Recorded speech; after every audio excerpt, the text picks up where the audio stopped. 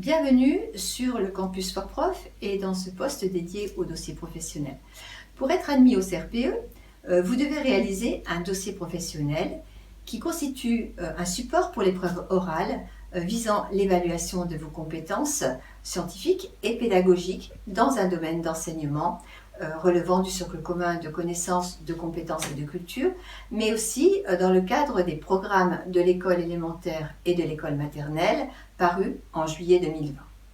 Lors de votre inscription au concours, vous aurez le choix entre plusieurs domaines et ça n'est pas toujours facile. Sachez que vous avez jusqu'au 12 novembre, date de clôture des inscriptions au CRPE, pour faire évoluer votre choix. Ne vous inquiétez pas.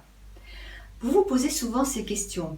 Faut-il avoir une formation spécifique pour accéder à l'un de ces domaines et traiter un dossier sur l'un de ces sujets, ou doit-on avoir un diplôme?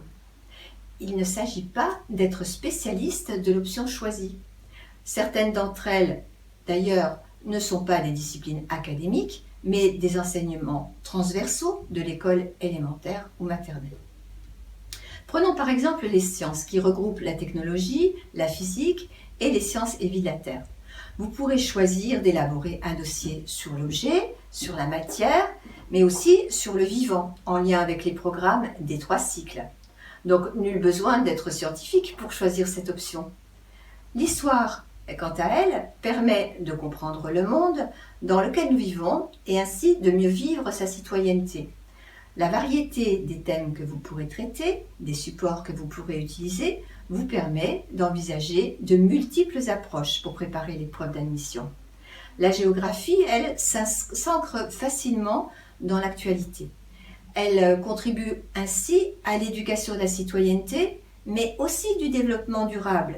Point important puisqu'il est mis en avant dans les nouveaux programmes de juillet 2020. Et cette géographie permet donc d'étudier les interactions entre l'homme, la société et les espaces de vie.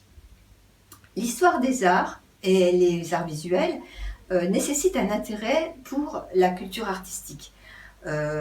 Aller au concert, visiter un musée, fréquenter un théâtre nécessite effectivement une certaine culture artistique qui va permettre aux élèves et qui va vous permettre d'accompagner les élèves pour développer leur sensibilité. L'éducation musicale s'adresse plutôt à ceux et celles qui sont intéressés par la musique. Elle permet d'aborder des champs disciplinaires très variés qui touchent à la fois à la perception, mais aussi à la production. Ainsi, vous allez pouvoir mettre en œuvre des activités vocales, des activités d'écoute, mais également des activités de pratique corporelle. Donc pour choisir cette option, il n'est nullement utile ou exigé que vous soyez un musicien, que vous sachiez jouer d'un instrument, que vous sachiez lire une note ou des portées. Il n'est pas non plus utile que vous soyez un cadre dans le chant. Il s'agit simplement d'aimer et d'aimer surtout découvrir de différents styles musicaux. L'enseignement moral et civique, lui, il permet effectivement de côtoyer et d'amener les élèves à respecter 3 finalités. D'abord, respecter autrui, c'est un point important, puis partager et acquérir les valeurs de la République, et enfin, construire une culture civique. Cette culture civique va irriguer l'ensemble des domaines d'enseignement et va surtout permettre que vous accompagniez l'élève pour qu'il puisse s'inventer dans son futur vers une citoyenneté éclairée. Enfin, les langues vivantes. Vous avez le choix entre allemand, anglais, italien, espagnol. Vous devez donc montrer votre capacité à proposer et à mettre en œuvre un projet d'apprentissage de la langue vivante étrangère dans le respect du cadre européen commun de référence pour les langues. Cette approche que vous devrez mettre en œuvre sera plutôt une approche actionnelle, une approche linguistique et une approche communicationnelle.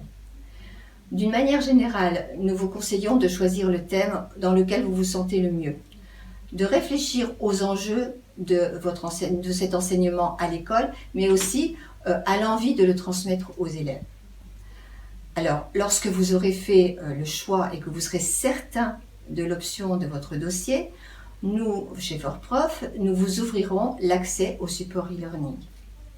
Après avoir fait le choix de ce domaine, nous vous attribuerons un enseignant, un formateur spécialisé qui va vous guider pour rédiger votre dossier à l'écrit, pour vous préparer à l'épreuve orale, exposé et entretien, avant de vous confier à un second professeur qui vous fera passer une mise en situation d'oral en situation de concours. Dernier point, n'hésitez surtout pas à participer aux échanges collaboratifs entre stagiaires et avec les formateurs sur les forums du campus de ForProf.